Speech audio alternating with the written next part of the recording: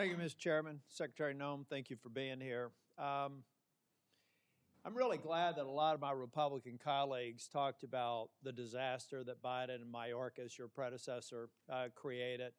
It was absurd. You heard the things from Senator Brett, people that came over here who themselves were traumatized by the very people who then come to this country and traumatize American citizens. You heard Senator Schmidt saying the same thing. A lot of us are very frustrated with the disaster that President Biden left behind and a failed DHS. It's why I'm angry, and it's why I've been critical of you, Secretary Noem, because we're missing an opportunity. Ladies and gentlemen, one of the reasons President Trump won a year and a half ago is because people were sick and tired of a Democratic administration's open border policy and allowing millions of people to come to this country, 1.7 million called gotaways. We don't even know where they are, but we know when you pay a premium to a cartel to get them into this country, they're bad people. Now, why have I been critical of Secretary Noem? Because I don't think we're focusing on, we have limited resources. ICE can't be everywhere at once. There's very few people in Capitol Hill that support law enforcement more than me, including the sworn ICE officers. In fact, I've just been told, fortunately, in about a week and a half, we're going to get a plaque on the wall over the Capitol, thanking the Capitol police officers and all the agencies that responded on January 6th. All those thugs have actually been pardoned, and yet we haven't thanked the Capitol police officers for their work here. So when I say I'm unapologetically pro-law enforcement, you can count in every single sworn officer in Homeland Security. So why am I disappointed with Secretary Noem? Because we're not going after enough people who did this damage at the expense of running numbers that Stephen Miller wants out of the White House. We just want numbers. We want 1,000 a day, 6,000 a day, 9,000 a day because numbers matter, right? No, they don't matter. Quality matters, not quantity, quality. And what we've seen is a disaster. Under your leadership, Ms. Noem, a disaster. What we've seen is innocent people getting detained that turn out are American citizens. I could talk about the culture that's been created here with Stephen Miller aiding and abetting. I heard first reports that he was the one that said it was a domestic terrorist situation where 2 people lost their lives in Minneapolis.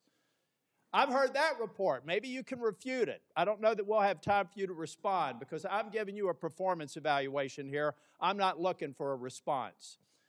And I'm saying, Ms. Noem, that time after time after time I've been disappointed. But before I get back to looking at the vicious people that did this damage to these families, I want to talk a minute about FEMA. You have a policy right now that anything over $100,000 has to go through your desk for approval.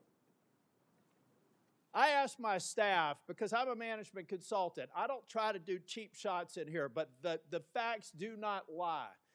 This is your administration for FEMA response. This is President Trump's first administration. Which one would you like to have? If you're a state that has a $60 billion disaster, your biggest disaster in South Dakota that I can tell that when you were an elected official was about $500 million. So 1/100th of this single storm where thousands of people are hurting in North Carolina and you're just barely catching up. This is what competent FEMA leadership looks like. This is what incompetent FEMA leadership looks like. And people are hurting in Western North Carolina from the most significant storm they've ever experienced. This is what we need more of. I'm convinced you can't do it. If you're requesting a review of $100,000 and up, then it begs the question, why? Why would you be involved in that? Why would that be a policy? And in a minute, I'll ask about some people that are involved, some special government employees. Why are they involved in it? Thank you. Senator, no, that $100,000 only had to do. And I will hold the clock until I finish. Okay. The bottom line is I've done the analysis. And you can say whatever you want to. I've worked with the Democrat governor. I've worked with the Republican governor. I've worked with fiscal research. We have people contacting my office now to get the information to better understand the failure of this department. You failed at FEMA. And in fact, if I get to it, actually, why don't I cover this right now? The Homeland Security Act of 2002 expressly prohibits the Secretary of Homeland Security from restricting or diverting FEMA resources from the agency's mission. Based on your disaster response, the chart that I just showed you, I have reason to believe that you're violating the law, either knowingly or unknowingly. So I'll be asking and getting a submission to the record, submitting a question for the record, what the total amount of FEMA reimbursements are currently being held by DHS, awaiting for final approval. Held by DHS, awaiting for final approval for an agency that you should not be obstructing the disbursement on. I'm going to give you time to answer to it under penalty of perjury so that we can get it right. Now, going back to Minneapolis, why can't we just say we made a mistake? I will ask you one question, if you can just give me a quick response. Who does Thom Homeland work for? You or the president? The president. Okay. Why is that? Because I believe the president recognized that you weren't getting it done in Minneapolis, and you're putting us further away from pointing to this. We're beginning to get the American people to think that deporting people is wrong. It's the exact opposite. The way you're going about deporting them is wrong. The fact that you can't admit to a mistake, which looks like under investigation, is going to prove that Ms. Good and Mr. Pretti probably should not have been shot in the face and in the back. Law enforcement needs to learn from that. You don't protect them by not looking after the facts. Not only should the FBI be investigating it, but every single law enforcement agency in that jurisdiction should be invited to it, so our law enforcement officers do not have this pall cast upon them. One of the reasons why ICE officers are having threats, and damn the people that threaten ICE officers, because so many of them are doing a good job, is because you've cast a pall on them by acting like we should investigate things differently. Officer-involved shootings have a formula that we should go through every time. And we're not going through that formula. As a matter of fact, in Ms. Good's case, I think that they were even saying that maybe there wasn't even a need to do it in the DOJ. I hope that that's changed. But I'm telling you, it was a civil rights review. I saw your frown. You can correct me if I'm wrong. But originally, Blanche said there wouldn't be an investigation. Folks, law enforcement, we've got to have their back. We've got to make it clear when they make a mistake, then they get corrected for it. But you don't walk away from it, and you've done it too many times. Now, Secretary, I read your book last week. And honestly, some of the parts of it impressed me, but some of it distresses me. And I'll give you a good example of one that does.